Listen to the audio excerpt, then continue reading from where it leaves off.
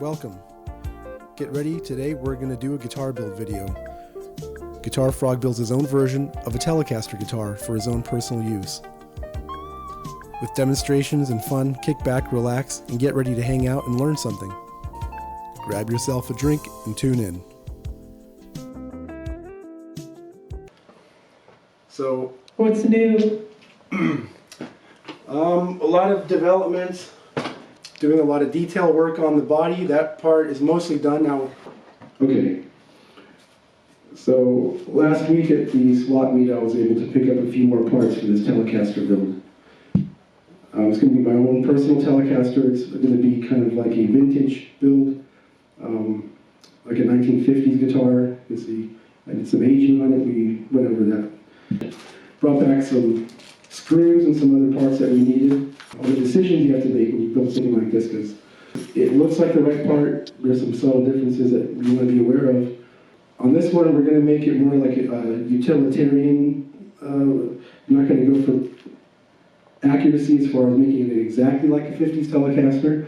We're going to go for something that kind of looks like one, but functions like we want it with a few modern features, but not to make it look modern at first. One of the first steps you do have to do to a neck when you get it is you have to file these fret ends. Because if you don't, it's very uncomfortable to play. The edges of the frets are going to cut your hand very sharp and uncomfortable. So that's why we use a fret file like this. This long skinny fret file we got from Stuart McDonald. We get a lot of tools for guitar building from. Why do you do that? So it's comfortable to play. And you can go all out on these and make them like the end of a bullet. Really go and make it a round end. The rounder, the better sometimes, but if you go too far, then you lose some playing surface. You want it, you don't want it to drop off too close, or too far in. You kind of want to just round over those ends like that. It doesn't come like that? No, it doesn't come like that. Why doesn't it come like that?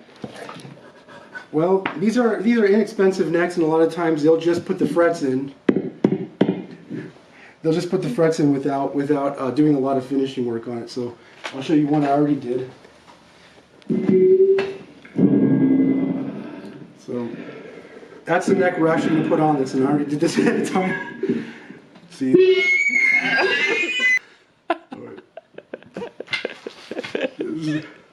Is it hot in here? We found the neck we want. We want this neck. It's a Telecaster neck. It looks the part. This is one of the fattest ones, by the way. Any drop off from where the headstock ends to the neck is straight across. It means it's as fat as it's going to be. That's a fat neck. If you notice this one, it's a lot slimmer. You got the headstock there. It dips down. Oh yeah. A lot slimmer. So that's personal preference. But in the 50s, usually they were a little fatter. They vary by year. They vary a little bit year by year. But I like them chunky like this. I love a chunky neck. This neck was finished. I finished it with nitrocellulose lacquer, gloss. It turned out great, although when I went to fit it to the body again, it didn't fit. Or the finish was just thick enough to make it not fit. So I went and I taped it off and sanded back. And I did the same thing in the neck pocket of the guitar body here. I sanded away. Notice the neck pocket in the body already has holes pre-drilled. Holes pre-drilled for the neck. We're going to use these holes to make the holes in the neck. So the body becomes a template.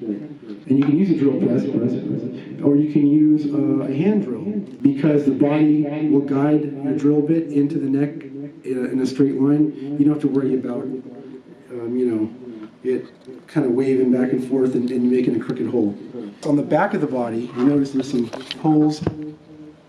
These are for what's called string ferrules, and that holds a string in. So these are nickel string ferrules. We're going to use these. Almost big enough to fit it in, but then the last little bit, you just hammer these in with a hammer, and that'll be the fun part. We get to take a hammer to this thing. When you're aging a guitar finish like this, you can use different things to do it. You can use like a razor blade to make the cracks. You can use steel wool to kind of like wear in the finish. You can use a hammer and just straight up like take the microphone, just like, oh shit.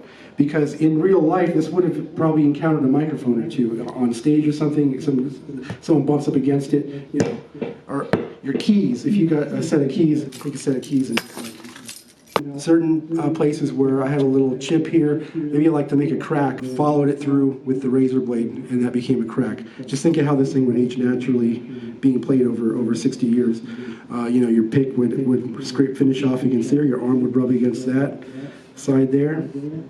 So the very important belt buckle rash, that's where your belt buckle would have rubbed up against. We had to drill these out on a drill press. These holes came pre-drilled from the factory, wherever this thing was made. Then I just expanded the holes to make them just deep enough to hold these.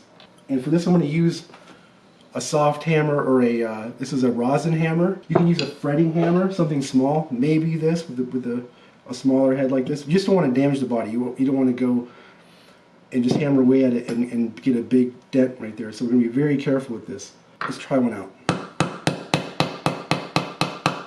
Hey, that's not bad. It went in. Okay. And that's it. Last one goes in.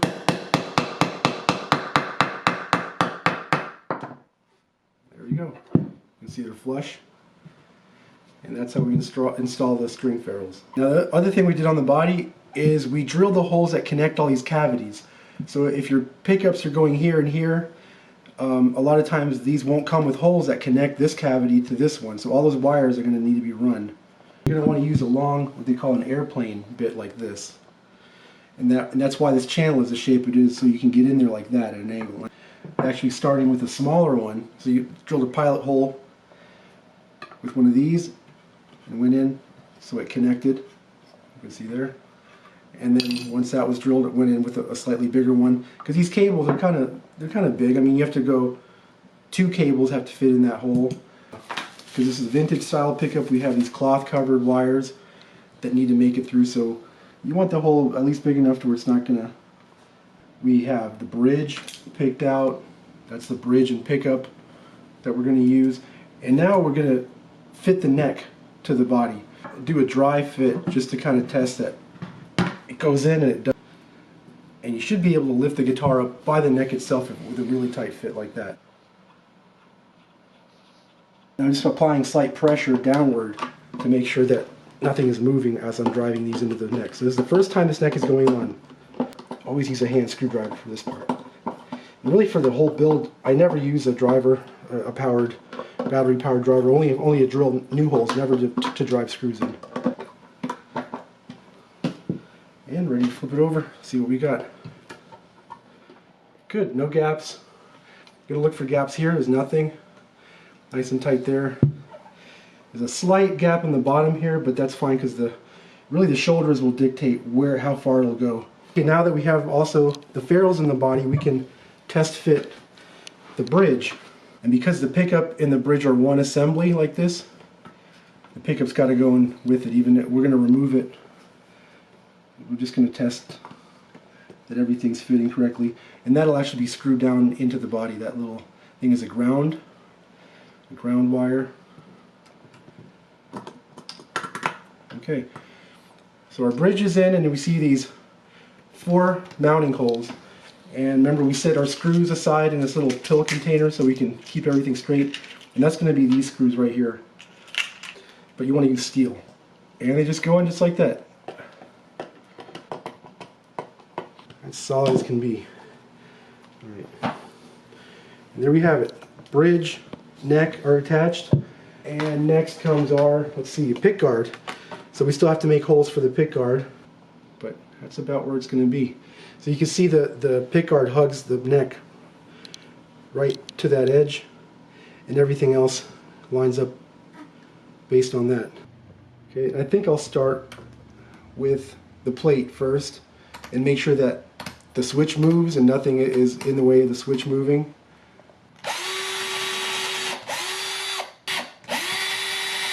Now, of course, you could use a drill press for this, or if your drill has a level in it, this one doesn't, but just use common sense and keep it as straight as possible.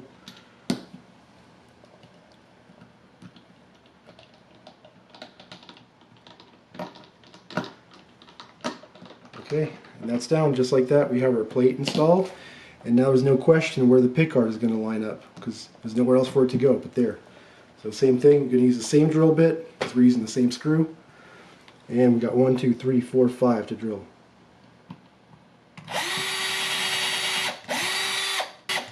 I'll go ahead and put those in first, hold everything else in place. Now I'm using different screwdrivers for different screws, just trying to match the shape of the screw head the best I can to not strip the head. So we got our first 2 down. Now that pickguard's not going anywhere, it's not moving, it's secure for the rest of the holes I'm going to drill. Let's screw those in, just clear off any sawdust. It's okay again if someone gets in the hole, just makes it more secure. So there we go. Pickguard and plate are now installed. Now knobs, let's talk about knobs real quick. A lot of these Telecasters will have solid shaft knobs like this. They're not split, they're just like a rod. And so you got to use these barrel knobs that have a set screw, so you can put it down and then you tighten it with an Allen wrench to secure it. Let me just show you the other type of pot that you might find is the split shaft pot, and those are designed for knobs that just slip on, just held on with friction. And if it's too loose like this one, you can take a flathead screwdriver and just kind of pry that open just a little bit to widen it up, and it'll secure the knob a little bit tighter. But we're using the old school solid shaft knobs that have a set screw in the knob. So here we have the strap buttons. Let's see, it's probably 1.25 inches, 1.5 inches, probably 1.25 inches screws that are wood screws again, and they're going to go fairly deep in the body because these have to support the entire weight of the guitar. The first one, I'm going to try to put dead center into the butt end of the guitar. Get a piece of masking tape. Follow that middle screw of the bridge. That'll kind of show you exactly where. Let's mark it with some tape. And in this case, the body itself has a center seam where they put the wood together, so it's pretty easy to tell where we're going to put that hole. You can mark it with a pencil if that makes it easier for you. We'll call that a pilot hole because really the screw itself will make the hole. And because it is an aged build, I'm using kind of rusty looking parts. The parts aren't new and shiny. Our second strap button, let's go ahead and locate and drill that. Now, most common will just go right there. It can go anywhere between like here and here, but for this one we're just going to try to like hit the peak here where it's the tallest.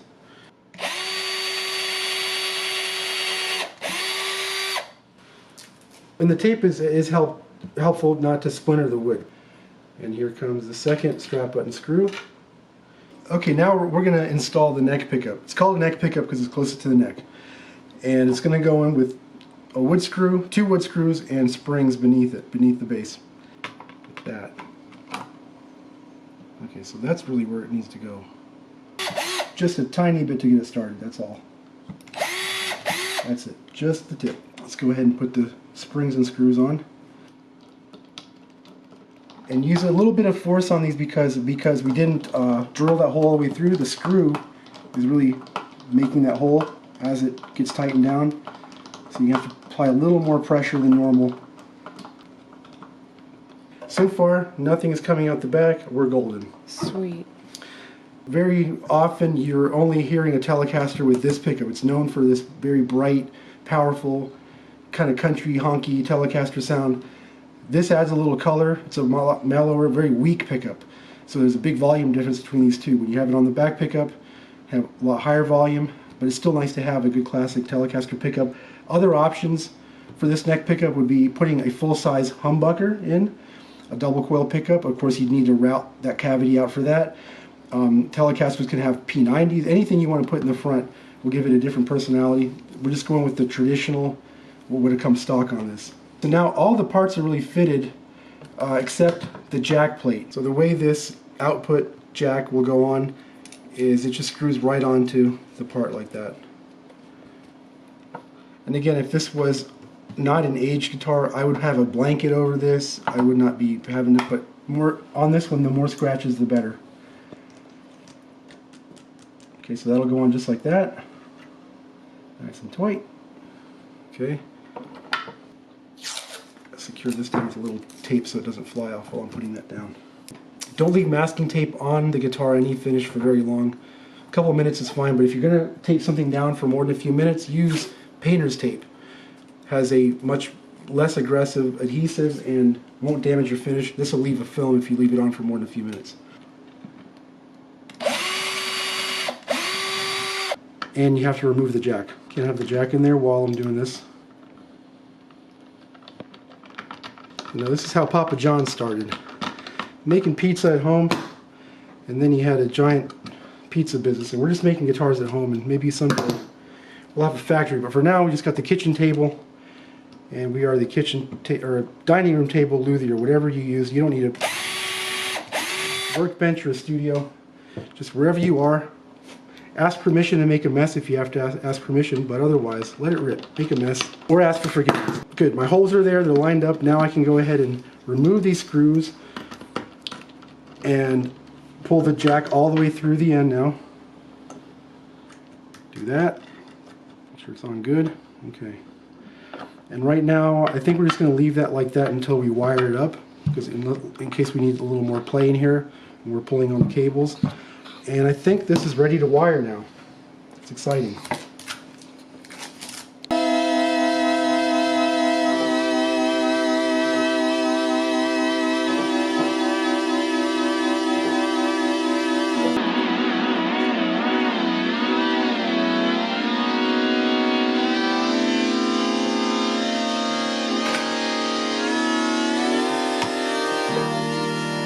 There it is.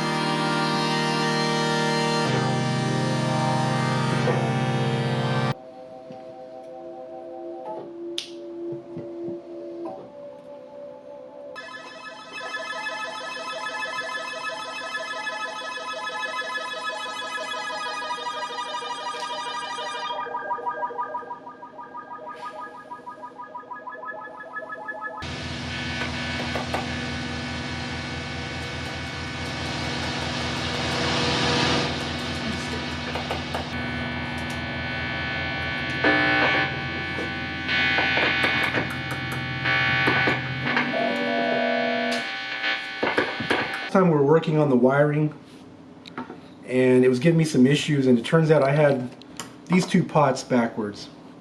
Because sometimes these are set up with the switch back here and the volume pot here, and I guess that whoever had this before had it set up that way, so I just had to switch these two pots and just go over the wiring, and I landed on this wiring scheme. I also replaced this capacitor that goes to the tone control, but we're all wired up here.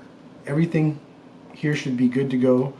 Now our bridge, I was getting a lot of hum and interference, so I decided to paint the inside of this cavity with what's called conductive shielding paint, this stuff right here. And just like it says, that's conductive paint that'll shield any cavity from outside interference, but you do have to connect it to a wire to the ground, and that's what we're going to do next. And also, you see I have a little bit on the body itself. That's intentional. That's so it makes contact with the bridge. So the whole thing is grounded. The bridge, the pickup ground, all goes to the central ground over here on the volume control and out to the output jack. So the body, that's really all that's left to do is to secure this grounding wire down and then close it up and test it. And before we screw it down though, I'm going to go ahead and just take a multimeter. This is how you test your pickups. And to do that, we're going to take a cable, and we're going to test it in the circuit. You know, you could test each individual pickup before you put it in, or you could do it this way. So I'm just taking a guitar cable, and my two leads of the multimeter here touch these two, the ground lead to the sleeve, and then the hot to the tip, and we'll get a reading. That's the bridge position. Okay, that looks about right. It's jumping around a little bit. And now the neck position should be around 6. It is. Okay.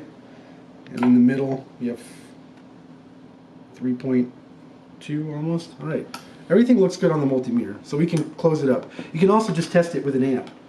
Just plugging it in, and I'm going to take this little battery-powered amp, and this can't hurt either, just to give it a good little test and see how bad it hums, if at all, anymore. And I'm going to take a screwdriver, and I'm just going to like tap the pickups. All right, I got a little delay on that. Wow. Okay, here we go. That's hot. That's alive. It lives. So on that position, we should only hear this one. This one should be silent. Okay, good. In the middle, both of them are on. Hot, hot. Okay. In the rear position, only the back pickup, only the bridge pickup is on. Perfect. Now the tone control, we roll that back. See the highs go away a little bit. And the volume control. There. Everything's working great. That's what we like to see. Now that we know the electronics are working, we're going to secure the ground wire here to the cavity. So I already pre-drilled that on the floor of that cavity there. And I'm just going to get a little screw here. We went and bought a new drill bit because we're going to use this one to attach the tuning pegs to the neck. So this is a very small, the smallest drill bit I could find, really just for a pilot hole. It should work for this. That's already drilled, but I'm just going to show you the process. There you go. Drilled. Perfect. Like that. Okay, and our cavity's grounded now.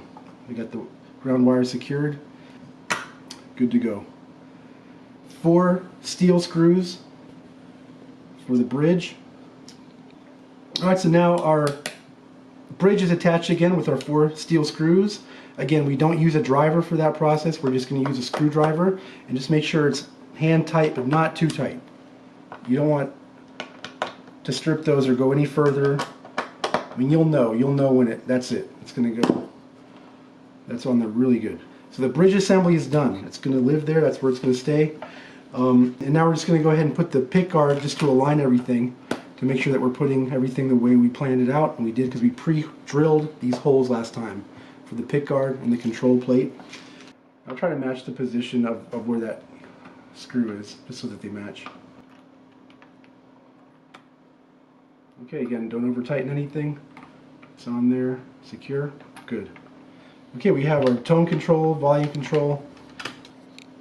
This is exciting. This is all coming together. And there we go. The body's 100% assembled. Everything's secure. Knobs are on. Everything with that switch tip. Back, we got our ferrules installed. That's where the strings will go through. All right, now we're going to work on the neck, installing the nut and the tuning pegs. So I went ahead and put a water slide decal on this. It is a replica. It's not a Fender. You know, this is frowned upon. This guitar is not for sale. It's my own personal use. I'm not trying to pass it off as a Fender Telecaster by any means. It is a Fender licensed neck, however. I got it from Allparts. It's as good as a Fender neck in terms of build quality. Made in Japan. I believe it has jumbo, maybe medium jumbo frets. Really fat neck profile, like a thicker neck profile, and I think that's the way they were in the 50s. I taped it off because I put a little overspray after I put the decal on.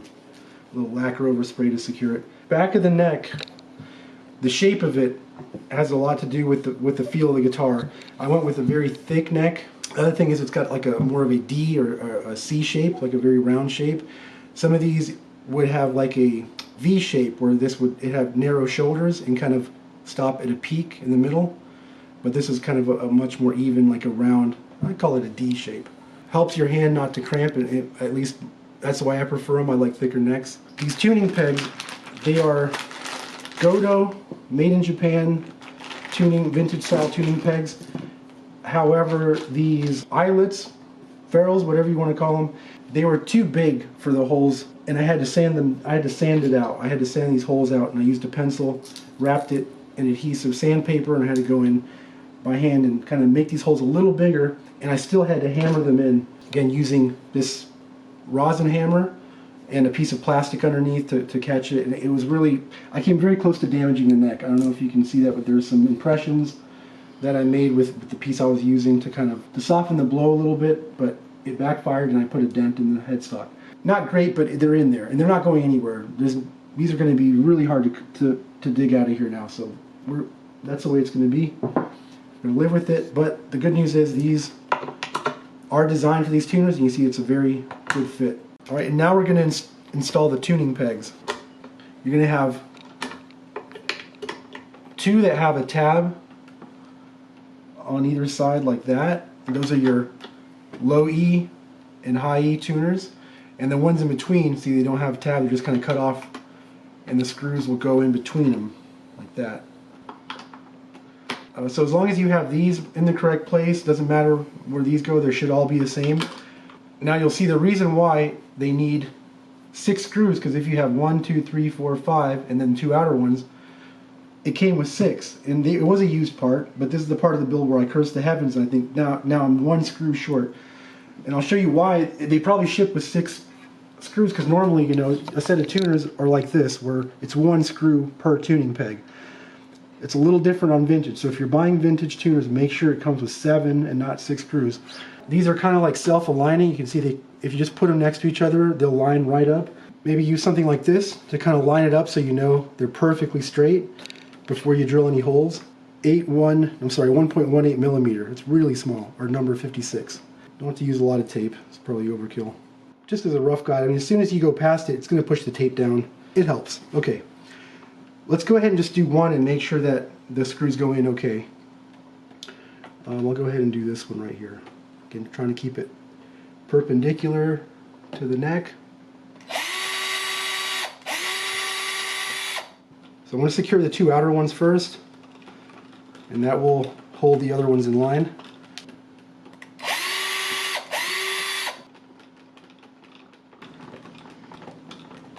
Tuners are installed, very secure, even though it's missing the screw, they're on there really good.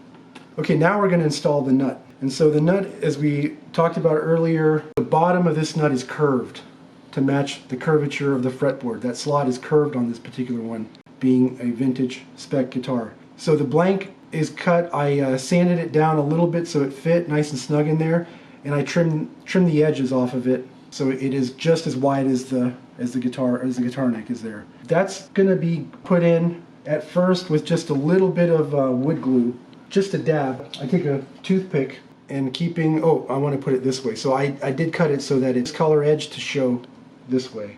And I'm just going to put 2 little tiny dabs of wood glue because I want this nut to be removable. You don't want to ever glue it all the way down so you can't ever get it out, because it is a part that it can wear. You can cut the slots, they go too deep and you need to redo it. So just like a drop, not even a drop, and just on the ends there. Just a tiny bit. And not even on the top, just on the floor of that cavity. Just enough to kind of hold it in there. So we got our dabs of glue in there. It's going to go in nice and secure. No need to clamp or anything. If you cut it the right width, it'll just line up and you'll know when it's in correctly. Okay, now to cut the nut slots, I'll show you the process I go through. Japanese slotting files that are made specifically for that task are very specialized tools. You don't necessarily need these, but if you try finding these files that are the same size, it's going to be difficult to find. These are tapered, mark where those slots are going to go. And to do that, I take a pre-slotted nut. Now this wasn't one that we're going to use for this build, but it already had the slots cut, and I just took a graphite pencil and just to darken them up. So now I can just hold it over this and I can see exactly where they need to go. So I'm just going to kind of put a little mark. So now I have a rough idea of where those are going to go. Now I say rough because we're ultimately going to cut these with a knife, and I'll show you how I cycle through these files to do this. What can go wrong here is you can cut the slots too deep. And if you go too deep, then you're going to have fret buzz at the first fret, or it might just not play at all. So I have to be really careful, and to do that I use a gauge. I made something here with a business card. Yes, that's my business card. Plus a paper clip that I unwound that just happens to be, so what you're looking for is a guide that's going to be exactly the same height as the fret. Mark the fretboard with this. So I'm taking a little razor blade here and just kind of score the high E there, the B, and on down the line. This just gets the thing started for when I put the file down.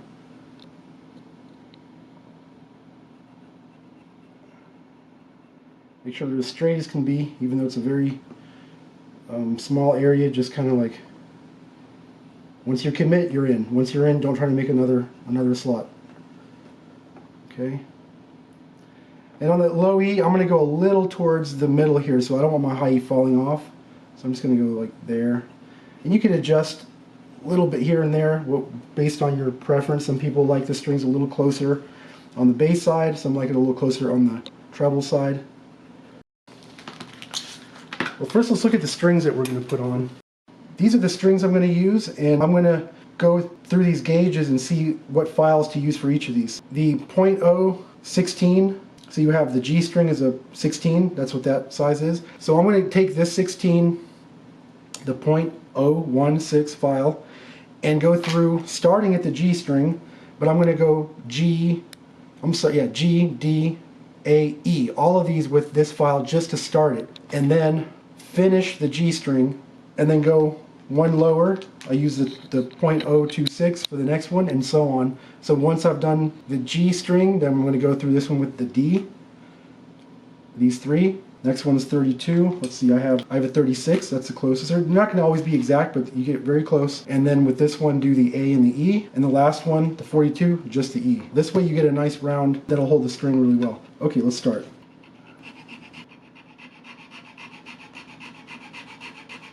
And I want to angle this back a little bit. You can see the neck, I have it on a stand here that is kind of already tilting it, so if I go straight, I'm already kind of angled back, and the nut itself is angled. So you want to have the highest point of that slot towards the front, and then sloping back, because that's the way the strings are going to go. You want to play in tune, you're going to want that slot to end right at the edge of the nut there. And again, checking it with this little rig I made to make sure I don't go any deeper than the fret. Okay, that's for when I make my final approach. I don't want to go any deeper than that. Oh, starting to hit the paper clip. Okay, and I can always check it with the string too. I'm just going to kind of see how that's sitting in there. Oh yeah, that's good. And so after the strings are on here, when it's all strung up, I'll go through the nut slots again and kind of fine tune them to get them down a little bit lower. Normally what people would do they just get a fret. If I said, oh, it's got to be as tall as that fret, but they take the fret and then they cut the barb off of it so it sits flat. I don't have something to cut that with accurately, so improvise. I'm just going to go by feel. And now I'm going to do the same thing with each string. Okay, now that we've cut the nut with our nut slotting files, we're ready to put strings on this thing. Finally, it's time. And then we'll know either how good this is or how much we screwed it up. We're going to know right now. I'm using a set of 9 through 42 nickel wound strings. They're going to sound a little mellower than modern construction strings. I think these have like pure nickel wrap. A telecaster is a very bright instrument, and when these were designed, strings were made a little different too. The strings had more nickel content, and they were less bright sounding. So we're going to use era appropriate strings, starting with our low E string. Let's flip this around. We can actually go ahead and just put all the strings through the back while we have it like this. Just to show you how it comes through the bridge like that. Okay, we got our strings through the body. Now we're going to string it up. Use a string winder. And I just cut those slots deep enough to hold the string. We're going to have to do some fine tuning to that. So you'll notice that the tuning pegs have these holes in the middle of them. That's a little different than modern tuners. These are designed to put the end of the strings down in there, so I have to pre-cut these. So I'm going to go about 2.5 tuning pegs length beyond that, there. Once the strings are on, we'll align and install a string tree. We're not going to do both of them, we're going to do one. That's vintage accurate. I think they only had one string tree for the B and E strings back then. So. And you want to get a few wraps on this. You don't want to have it so long that you're wrapping this thing all the way down to the bottom. I mean, you can, but you don't want a lot of slack or a lot of windings, because there's more chance that they'll go out of tune. We do have to adjust the action a little bit on that bridge. Okay, so I'm going to just raise that bridge up to where I get clearance. The string is freely vibrating.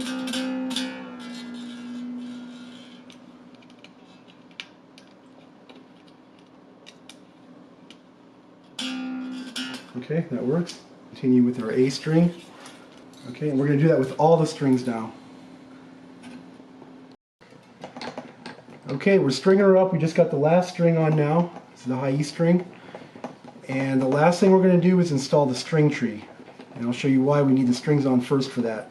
Everything's lining up, strung up for the first time now. String tree is necessary to hold these two strings down so that they're at a proper angle over the nut. Stratocasters and some other Fenders, they have two string trees. One goes about there and then another one about there. Telecasters, old Telecasters really only had one, and it was actually round. This isn't even the correct shape, but this is what we have. It's still an old style, but it's square instead of round. But the way we're going to do that, you can see the string tree has a little barrel. That's what it's like, a depth stop to make sure that it's at the proper height. And there's two sizes to these. So you see there's one shorter one and one longer one. Now the longer one would go here if we're going to install two string trees, but we're not. We're going to do this one and going to go with the shorter one because it has to go lower down into the headstock. So to do that, we're going to take this screw out first and just kind of set it there.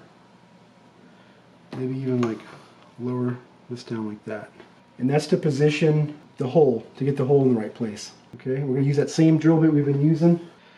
All right, so I'm going to put a little slack in the strings because I'm really just using it as a gauge to put it in the correct spot. So you want it exactly, because it's going to hold the strings down. You don't want it anywhere like over here, because it's going to bend the strings. You want it as straight down as possible. And it's going to go just past the D string tuner. So almost just right at the end of the logo there. You don't want to move it.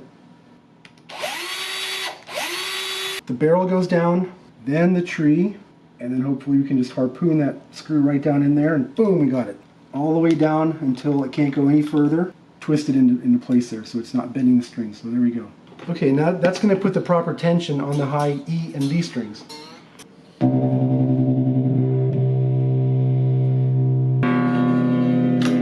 Amazing, it's making sound. Tune it up, I'm using an app called Guitar Tuna. The way the meter works, it's pretty accurate.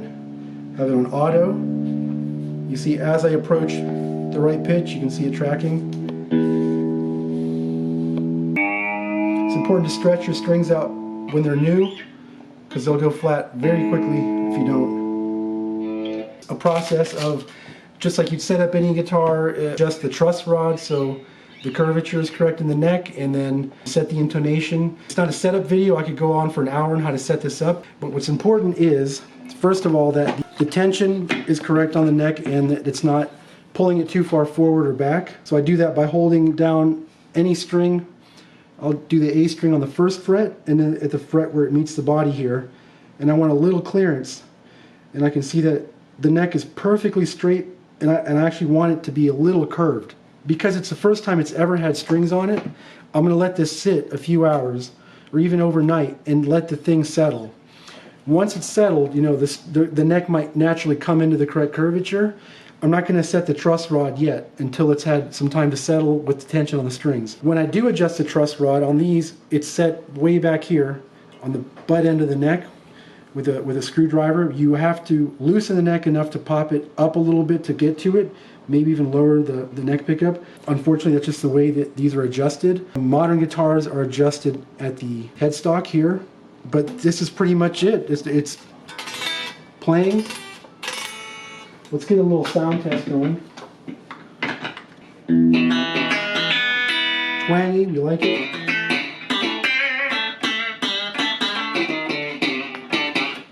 Again, you're hearing it clanking around because again, we haven't set the curvature of the neck yet. It's called neck relief. It's part of the setup, but everything's working.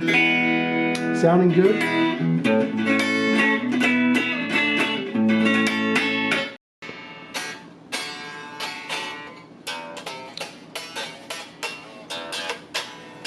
Now we gotta look for some leather pants and some tassels.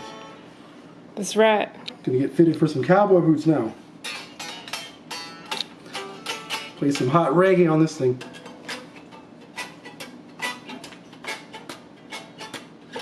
That neck is girthy, just like we like it.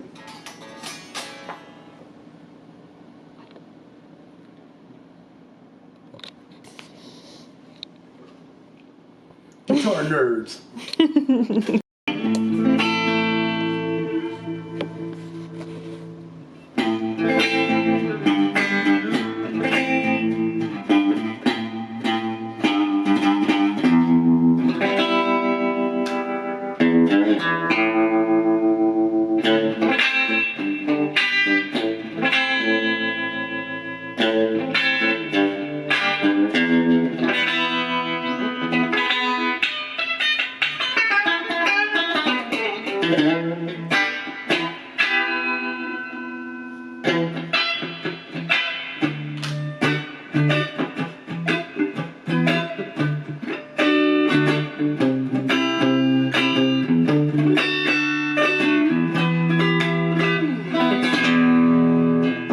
Guitar Frog on reverb.